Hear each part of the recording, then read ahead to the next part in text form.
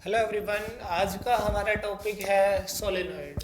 ठीक है, तो सोलेनॉइड क्या होता है? देखिए, एक कोई नॉन कंडक्टिंग सिलेंड्रिकल ऑब्जेक्ट हमारे पास, होलो नॉन कंडक्टिंग सिलेंड्रिकल, जैसे कि कोई कार्डबोर्ड हॉलो सिलेंडर हो। ठीक है, उसके ऊपर इंसुलेटेड कॉपर वायर्स को वाउंड कर दिया जाए तो वो क्या बन जाता है? हमारे पास सोलेनॉइड बन जाता है। ठीक है, सोलेनॉइड क्या है? It is a non conducting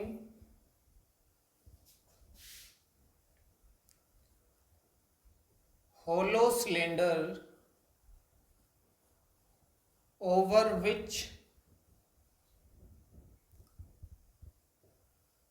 insulating copper wire is wounded।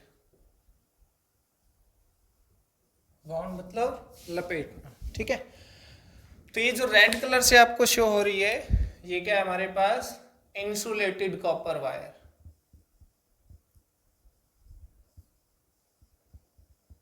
Okay, और ये क्या है? होलो नॉन कंडक्टिंग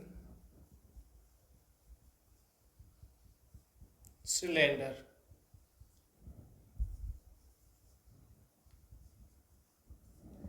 ठीक है, ये इसका रेडियस ऑफ द सोलेनॉइड बोलेंगे हम, रेडियस ऑफ सोलेनॉइड। ठीक है, और इसमें इसकी कुछ लेंथ भी हम ले सकते हैं सोलेनॉइड की। ये हमने क्या ले ली? इसकी लेंथ ले ली। ठीक है, कैपिटल एल ले लेते हैं, लेंथ ऑफ द सोलेनॉइड। इसकी एक कंडीशन है कि कब ये सोलेनॉइड होगा। मीन्स इस तरह की शेप हो और आर बहुत ज़्यादा हो जाए, आर एल के कंपैरिजन में ज़्यादा हो, तो ऐसे में हम उसको सोलेनॉइड नहीं कहेंगे। For this arrangement to be solenoid,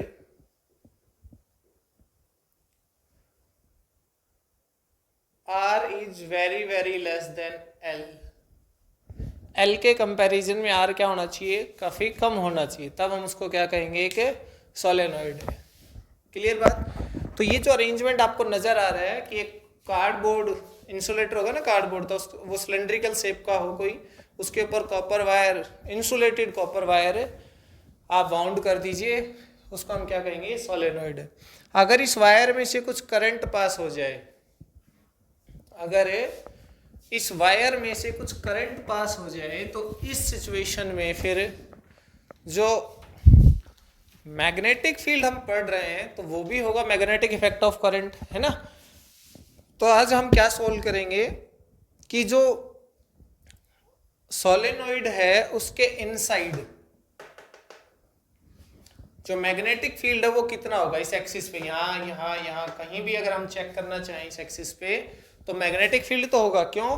क्योंकि ये वायर इसके ऊपर से वाउंड कर रखी है, इसमें करंट फ्लो करेगा, मीन्स कंडक्टर में से करंट फ्लो करता है, तो उसके सराउंडिंग में क्या होता है? मैग्नेटिक फील्ड होता है। तो इसके सेंटर पे या इस एक्सिस पे हम मैग्नेटिक फील्ड कैलकुलेट करेंगे। ठीक है, तो नेक्स्ट हम इसमें यही पढ़ेंगे कि मैग्नेटिक फील्ड कितना होगा इस सोलेनॉइड की वजह से। ओके, चलिए सोलेनॉइड की वजह से मैग्नेटिक फील्ड कैसे निकालते हैं वो देखते हैं।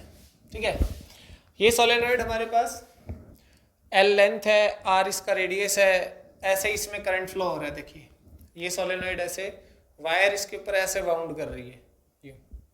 ठीक है, तो करंट कैसे जा रहा है? वायर ऐसे गई ना, यहाँ से जाके पीछे से आई है, फिर ऐसे, तो करंट ऊपर की तरफ से, ऊपर वाले हिस्से में करंट परपेंडिकुलर इनवर्ड और इस वाले हिस्से में परपेंडिकुलर आउटवर्ड। तो मैंने इसी का ये व्यू दिखाया है कि ये जो करंट है ये अंदर की तरफ एंटर कर रहा है, इसमें यहाँ से बाहर की तरफ आ रहा है। ठीक है, तो इस सोलेनॉइड में क्या क्या कैरेक्टरिस्टिक्स हैं देखिए। टोटल नंबर ऑफ टर्न्स इसमें n है। n क्या है? टोटल नंबर ऑफ टर्न्स, और कैपिटल एल क्या है, total length of the solenoid,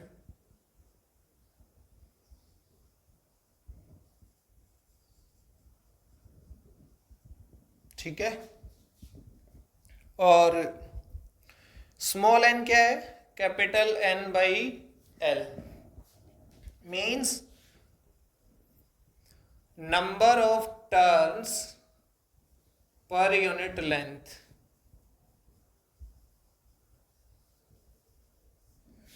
number of turns per unit length. I क्या है, इसमें करंट, जो वायर है उसमें करंट है, current flowing through wire, okay.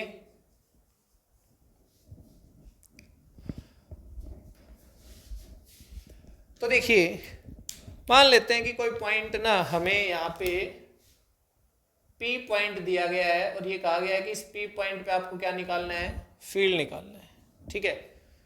तो हम ऐसा कोई तरीका निकालेंगे जिसका रिजल्ट हम पहले जानते हो, जिसको हम यहाँ यूज कर सके, जैसे कि बार्ट-स्वेट लॉ में करते आए हैं हम।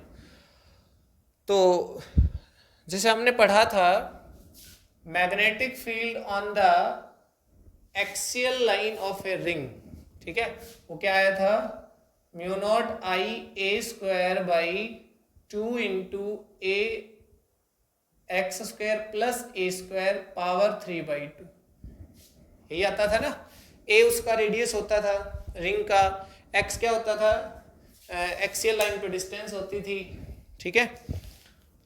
और अगर नंबर ऑफ टर्न्स n हो जाए तो n से क्या कर देते थे, इसको मल्टीप्लाई, है ना। तो यहां इसका यूज करेंगे हम, क्या मान लें इसमें कि जैसे मान लो कि ये जो टोटल लेंथ इसकी l है ना, ये dx dx dx dx में ब्रेक कर लें, और वो जो dx है वो बहुत स्मॉल है, ठीक है, उसमें कुछ नंबर ऑफ टर्न्स तो आएंगी। तो मैंने एक dx यहां कंसीडर कर लिया, ठीक है, dx,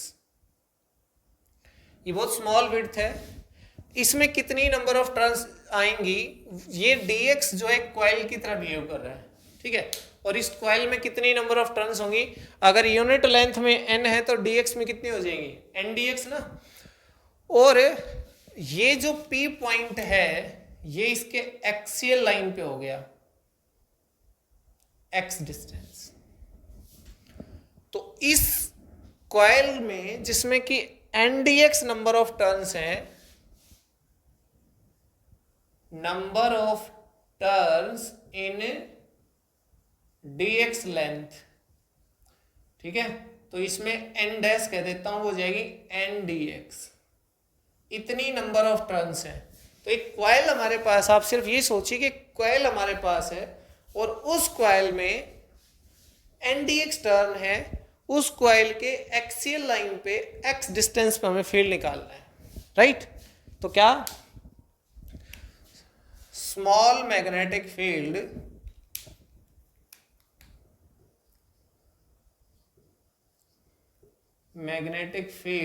eight P due to dx width, dx width की वजह से वो क्या आ जाएगा, dB is equal to mu naught I, फॉर्मूले पे चलिए, म्यू नॉट की जगह आई, अपनी जगह आई है, a कौन हो जाएगा, r स्क्वायर, जो सोलेनॉइड का रेडियस है वही तो इस कॉइल का रेडियस होगा, डिवाइड बाई 2, x की जगह x है, a की जगह r है, power 3/2, total number of turns कितनी है, n dx। देखिए ये फील्ड आ गया किसकी वजह से भाई, क्वेश्चन नंबर 1 डाल दीजिए, इस dx विड्थ जिसमें n dx number of turns हैं, उसके एक्सियल लाइन पे जो फील्ड होगा वो इतना होगा। हम तो चाहते हैं पूरे सोलेनॉइड का फील्ड निकालना, तो इसको क्या करेंगे, फिर हम इंटीग्रेट करना चाहेंगे, ठीक है। चलिए इंटीग्रेट हम करेंगे इसको एंगल की टर्म में, एंगल ऑफ एलिवेशंस की टर्म में। देखिए हमने माना कि ये जो dx है ना, ये जो हमारा dx है ये थीटा पोजीशन पे है। मतलब जो dx है, देखिए अगर ये dx यहां होता तो कुछ अलग एंगल सबटेंड कर रहा होता P पे, अगर ये dx आगे होता तो कुछ अलग एंगल सबटेंड कर रहा होता, है ना। तो हमने इसको थीटा एंगल मान लिया यहाँ पे, क्लियर। थीटा पे इसकी विड्थ dx है, देखिए ये ऐसे बढ़ेगा नहीं, ये तो यूं। तो अगर dx थीटा सबटेंड कर रहा है तो dx से थोड़ा सा आगे और चलेंगे तो सॉरी dx की पोजीशन ये वाली x है थीटा एंगल, और dx कितना एंगल सबटेंड कर रहा होगा यहाँ पे, d थीटा, है ना, d थीटा ये सबटेंड कर रहा होगा, क्लियर। ओके, अब देखते हैं कि ये वाला एज ये भी तो कुछ ना कुछ एंगल सबटेंड कर रहा होगा।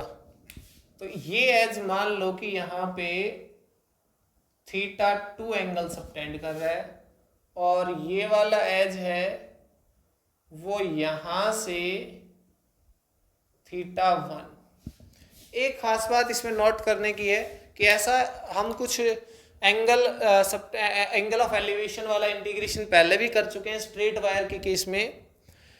थीटा 1 और थीटा 2 वहां पे देखो परपेंडिकुलर के साथ एंगल बनता था, लेकिन अपोजिट सेंस में। अब की बार हमने यहाँ क्या किया है कि दोनों की सेंस एक ही है, देखिए ये भी एंटी क्लॉकवाइज और ये भी एंटी क्लॉकवाइज, मींस एंगल इसके साथ ही बनाना है हमने। हाँ, अगर अपोजिट सेंस में लेते तो इसको ले लेते थीटा 2, तो इसको ले लेते यहाँ से थीटा 1, फिर इंटीग्रेशन करते टाइम हमें माइनस लेना पड़ता है एक को। अभी हम माइनस नहीं लेंगे, दोनों एक ही सेंस में, तो इंटीग्रेशन सीधा थीटा 1 से थीटा 2 ही कर देंगे। ओके, अब जरा हम क्या करें, ये जितने भी वेरिएबल x वाले हैं ना, हम इसको कन्वर्ट करते हैं, ये वेरिएबल x को कन्वर्ट करेंगे। देखिए अगर मैं कहूं कि टेन थीटा क्या है बताए, टेन थीटा, देखो ये r है ये x है, थीटा सबटेंड हो रहा है, ये देखिए यहां से लेके यहां तक ये हमारे पास क्या है, r ही तो है, तो टेन थीटा हो जाएगा r बाई एक्स, x क्या हो जाएगा r बाई टेन थीटा।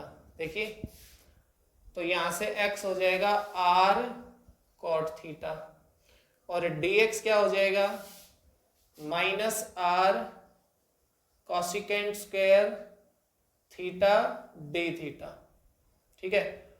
और मैं ये उम्मीद लगा रहा हूं कि आपको ये डिफरेंशिएशन आता होगा। इक्वेशन नंबर इसको मैं डाल देता हूं a। क्या कहा मैंने, मैं उम्मीद लगा रहा हूं आपसे कि आपको ये डिफरेंशिएशन आता होगा कि कैसे हुआ है, ठीक है। ओके, कॉट का डिफरेंशिएशन कॉसिकेंट स्क्वायर होता है माइनस में, तो dx हमने बदल दिया थीटा में। अब हमारे पास क्या बचा भाई, देखिए इसमें x क्या है, x भी बदल गया, ये रहा।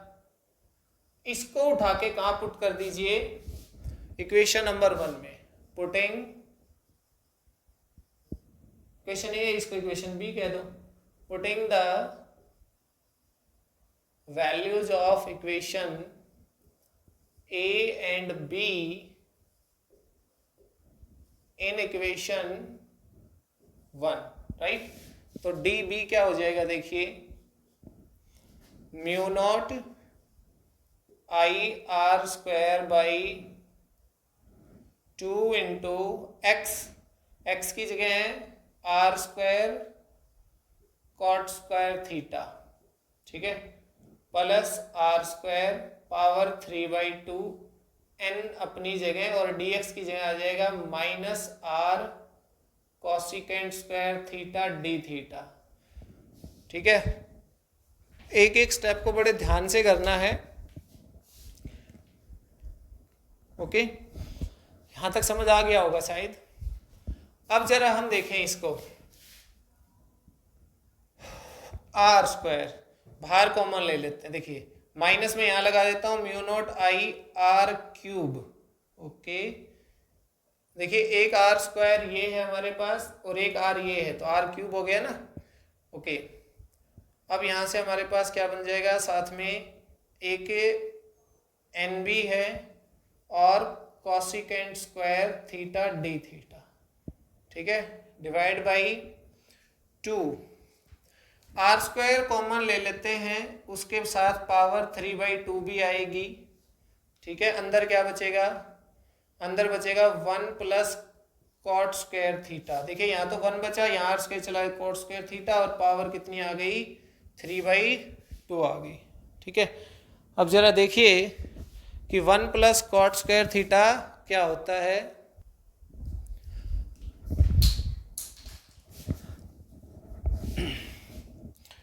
देखो यहां से ना 2 से 2 कट गया तो ये आर क्यूब आएगा minus mu naught N I, ये एन में यहां ले आया, R cube cosecant square theta D theta by 2 R cube और 1 plus cot square theta, 1 plus cot square theta होता है कॉसिकेंट स्क्वायर थीटा, ठीक है। तो यहां आ जाएगा कॉसिकेंट स्क्वायर थीटा, स्क्वायर से ये स्क्वायर क्या हो जाएगा, ये 2 क्या हो जाएगा कैंसिल आउट। चलो मैं अलग से लिख देता हूं, ये कॉसिकेंट स्क्वायर थीटा और पावर आ जाएगी 3/2, तो 2 से 2 क्या हो गया कैंसिल आउट, आर क्यूब से आर क्यूब, ठीक है।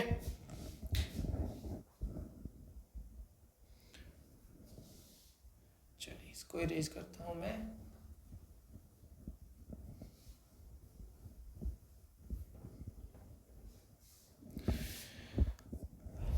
यहाँ पे कोसिकेंट स्क्वायर थीटा, यहाँ पे देखिए 2 से 2 कटने के बाद क्या बचा कोसिकेंट क्यूब थीटा, तो ऊपर वाले 2 से ये भी कट जाएगा, मैं इसको भी कैंसिल कर देता हूँ, एक नीचे बचेगा, ठीक है।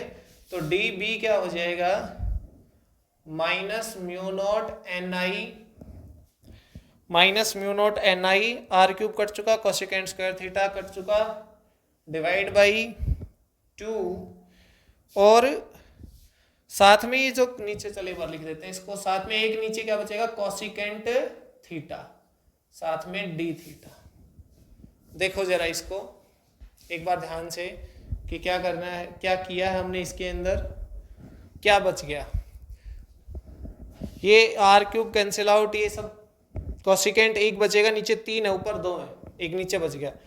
अगर मैं कहूँ कि 1/sin थीटा कॉसिकेंट, तो 1/कोसिकेंट क्या हो जाएगा sine minus mu naught N I by 2 और ये हो जाएगा sine theta D theta, cosecant theta ऊपर गया साइन थीटा बन गया।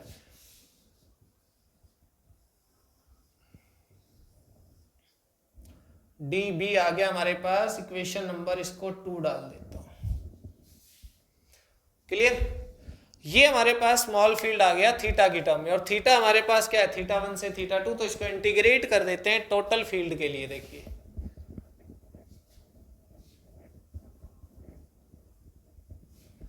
Total magnetic field,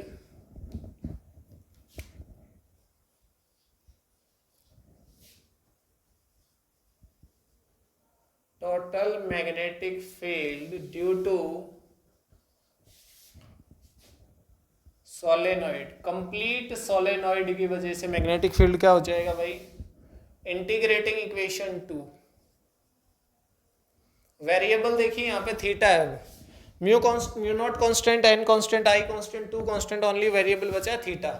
integrating equation 2 from theta is equal to theta 1 to theta is equal to theta 2। इसमें plus minus का कोई चक्कर नहीं है, हमने थीटा को पॉजिटिव लिया है। देखिए इस सेंस में कौन सा एंटी क्लॉकवाइज थीटा पॉजिटिव लिया हमने, जो हमारा थीटा था वो हमने क्या लिया पॉजिटिव, तो थीटा 2 भी एंटी क्लॉकवाइज और थीटा 1 भी एंटी क्लॉकवाइज, तो कोई नेगेटिव का चक्कर नहीं है, सीधा इंटीग्रेशन थीटा 1 से थीटा 2। ओके, तो बी हमारे पास आ जाएगा, देखिए minus mu naught N I by 2 theta 1 से theta 2 integration sign theta D theta, minus mu naught N I by 2 और साइन थीटा होता है माइनस कॉस थीटा। इंटीग्रेशन करने चलेंगे किसका, साइन थीटा का, तो क्या होता है माइनस कॉस थीटा होता है, ठीक है।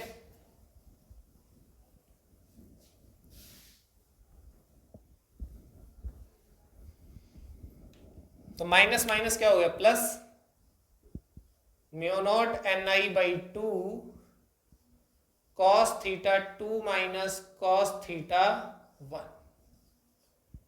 ये हमारे पास क्या आ गया, मैग्नेटिक फील्ड आ गया पी पॉइंट पे इस सोलेनॉइड की वजह से। जिस पी पॉइंट ने एंगल ऑफ एलिवेशंस बनाए हैं पी पॉइंट पे, एजिज ने, सोलेनॉइड के एजिज ने, या यूं कह सकते हैं एंड पॉइंट ने कितने एंगल ऑफ एलिवेशन बनाए, थीटा 2 और थीटा 1। ठीक है, तो इसमें ये हमारे पास रिजल्ट आ गया इसका सोलेनॉइड की वजह से मैग्नेटिक फील्ड। थीटा 1 क्या है हमें दिख रहा है, थीटा 2 क्या है, वो एजिज से या एंड से एंगल ऑफ एलिवेशन से। ठीक है, कुछ स्पेशल केसेस देखते हैं इसके अंदर, सम स्पेशल केसेस। ठीक है, अब मैंने शायद बात की होगी पीछे कि आइडियल सोलेनॉइड क्या होता है। आइडियल सोलेनॉइड, या उसको बोल देते हैं इनफाइनाइट सोलेनॉइड। वो क्या होता है, जब आर हो जाए, लेंथ हमने क्या ली थी, इसकी टोटल लेंथ हमने एल ले रखी थी ना, कि R is very very small then L. समझ में आई बात। आर अगर हमारे पास कैसा हो जाए, काफी छोटा हो जाए, किससे, एल से, मीन्स ये आर बहुत कम होना चाहिए और एल बहुत ज्यादा, तभी सोलेनॉइड बनेगा। ऐसा नहीं कि हमारे पास आर बहुत ज्यादा हो जाए, इतना सारा, और लेंथ इतनी सी, तो वो रिंग में काउंट हो जाएगा, कि सोलेनॉइड में नहीं होगा। ठीक है, तो इस सिचुएशन में क्या होगा, देखो भाई, ये भी बहुत ज्यादा इधर इन्फिनिटी पे, ये भी इधर इन्फिनिटी पे। तो अगर मैं कहूं कि थीटा 2 0 डिग्री है, तो थीटा 1 क्या होगा भाई, देखिए भाई, ये वाला इन्फिनिटी पे जाएगा ना, तो देखिए थीटा 2 क्या होगा, यहां से ये जितना आगे जाएगा उतना ही नीचे होता चला जाएगा, है ना, उतना ही। और 0 कब हो जाएगा, इन्फिनिटी पे जाके। और इन्फिनिटी पे अगर, तो हम कहेंगे थीटा 2 हमारे पास 0 डिग्री। कब, जब ये सोलेनॉइड इनफाइनाइट होता है। अच्छा, ये वाला तो हो गया 0, तो फिर ये वाला एंगल इधर वाली साइड, ये भी तो यहाँ इसके इस लाइन के अलोंग हो जाएगा। देखिए, अगर ये इन्फिनिटी पे है तो ये वाला भी इसके साथ आ जाएगा। जब इन्फिनिटी की बात आएगी तो एंगल यहां से बनता हुआ कितना हो जाएगा, 180, और इसका तो क्या हो रहा था, 0, तो एक 0 हो जाएगा और एक क्या हो जाएगा, 180 हो जाएगा। इस चीज को ध्यान से समझिए कि ये देखिए, ये जितना पास आएगा उतना ये ऊपर की तरफ उठेगा, एंगल बढ़ेगा ना। जितना ये लेंथ बढ़ेगी उतना ही ये एंगल कम होता चला जाएगा। कब इसके पैरेलल हो जाएगा एक्सिस के, ये वाली लाइन, जब ये इनफाइनाइट लेंथ का हो जाएगा। हम इनफाइनाइट की बात कर रहे थे तो 0 हो गया, तो ये वाली लाइन भी तो एक्सिस के अलोंग हो जाएगी जब ये वाली साइड इन्फिनिटी पे होगी। तो ऐसे में ये इसके साथ बनने वाला एंगल तो यहां से ऐसे आएगा ना, तो ये तो यहां से आते आते 180 हो जाएगा और वो तो 0 हो गया। ठीक है, तो ऐसे हमारे पास B क्या आएगा, mu naught N I by 2, theta 2 क्या है, 0, मीन्स cos 0 माइनस cos 180, और cos 180 क्या होता है, -1, तो -1 ये क्या हो जाएगा, प्लस, तो 1 + 1 क्या हो जाएगा, 2, ये आ जाएगा म्यू नॉट एन आई।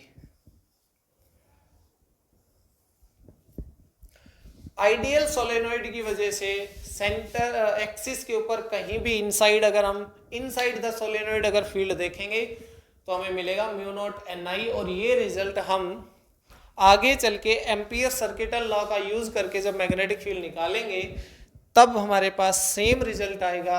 अभी हमने ये कैसे कैलकुलेट किया है, मैन्युअली कैलकुलेट किया है एक सोलेनॉइड से। ठीक है, तो ध्यान रखना कि ये रिजल्ट हम एम्पियर सर्किटल लॉ में भी पढ़ने वाले हैं। क्लियर। और ये जो हमारे पास है, ये रिजल्ट जो एम्पियर सर्किटल लॉ से ही हमारे पास सीबीएसई सिलेबस में है। ठीक है, ये हमारे पास सीबीएसई सिलेबस में इंक्लूड नहीं है। अच्छा, एक और हमें अगर इसमें स्पेशल केस बनाना चाहें, आइडियल सोलेनॉइड तो हो गया। ठीक है, एक केस इसमें और हो सकता है कि अगर हम, यहां से लिखता हूं सेकेंड केस इसका, वन ऑफ इट्स एंड। देखिए चलिए मैं दूसरा बना देता हूं। ये मेरे पास एक सोलेनॉइड हुआ है, ठीक है, ये एक्सिस था और मैं बिल्कुल इसके इस एंड पे खड़ा हूं ऑलमोस्ट, ठीक है, और ये वाली साइड इंफिनिटी समझिए, इसको बहुत दूर है, ये वाला है काफी दूर है, ठीक है। तो ऐसे केस में देखिए θ2 तो 90 हो रहा है ना, ये बिल्कुल एंड पे आने के बाद θ2 तो क्या हो जाएगा 90, और ये वाला क्या हो जाएगा हमारे पास, ये वाली लाइन जो है इसके अलोंग आ जाएगी, किसके अलोंग, इस लाइन के अलोंग, तो ये तो हो जाएगा 180 और वो क्या हो गया 90, तो θ2 इज 90, ये वाला θ2 है। और देखिए मैं रेड पेन से बना रहा हूं, ये वाला 180 हो जाएगा θ1। एक एंड पे अगर चले गए तो एक जिस एंड पे गए हैं वहां वाला एंगल ऑफ एलिवेशन 90 हो जाएगा और उससे दूसरे वाला कितना हो जाएगा 180 हो जाएगा, ठीक है। तो ऐसे में हमारे पास फील्ड कितना आएगा, देखिए cos θ2 cos 90 minus cos 180। cos 180 क्या होता है -1, तो 0 + 1 क्या आ गया 1, मीन्स रिजल्ट हमारे पास आ गया μ0 ni/2। हमने मैथमेटिकली आपको बताया कि किस तरह से, मतलब अगर आप एंड पे आ गए ना यहाँ पे, तो मैग्नेटिक फील्ड अंदर वाले का हाफ हो जाएगा तुरंत, और अगर हम थोड़ा अंदर चले गए तो फील्ड कितना हो जाएगा हमारे पास μ0 ni। बात समझ में आई, अगर हम एंड पे आ गए हैं तो फील्ड होगा μ0 ni/2, और अगर हम जस्ट इनसाइड चले गए तो फील्ड हो जाएगा μ0 ni। क्लियर बात। तो ये दो स्पेशल केस हमारे पास हैं इसके सोलेनोइड के, कि आइडियल सोलेनोइड में क्या होता है एक एंड पे आ जाए तब क्या होता है, ठीक है। तो एग्जाम्पल करते हैं इसमें, how to choose the angle θ1 and θ2। देखिए ये जो ब्लू मार्कर से आपको दिख रहा है ये सोलेनोइड है और ये कोई पी पॉइंट है, ठीक है, ये एंगल ऑफ एलिवेशन है इसके। तो θ1 क्या होगा इस केस में, देखिए हमारा θ1 है यहाँ से लेके यहाँ तक, θ1 इस केस में क्या है 30 डिग्री है, लेकिन इसके साथ तो बचा इधर कितना 150 नहीं, θ1 यहाँ 30 डिग्री इसके साथ, लेकिन एंगल बनाना हमें उसके साथ, तो कितना हो जाएगा 30 कम कर दो 180 में से 150। ऐसे ही θ2 देखो, वो भी हमें उसी के साथ बनाना है, इसके साथ इसने कितना बना रखा है 60, तो उधर वाली साइड बनाएंगे तो कितना हो जाएगा 120, सिंपल, ठीक है।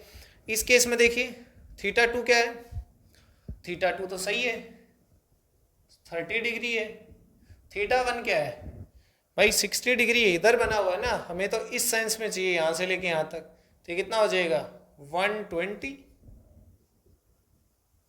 तो ऐसे हम क्या चूज कर लेंगे, इसमें एंगल्स चूज कर लेंगे, ठीक है। तो इस तरह से हम सोलेनोइड को सॉल्व कर सकते हैं मैन्युअली, एक तरह से बायट-स्वेट लॉ का यूज करके हम सोलेनोइड को सॉल्व कर सकते हैं। और हमने मैथमेटिकली देखा कि इस इनफाइनाइट सोलेनोइड मींस एक आइडियल सोलेनोइड के अंदर फील्ड क्या होता है μ0 ni, जिसको हम आगे चल के एम्पियर सर्किटल लॉ से कैलकुलेट करेंगे, और एंड पे क्या होता है μ0 ni/2 होता है। कैसे होता है μ0 ni/2, ठीक है।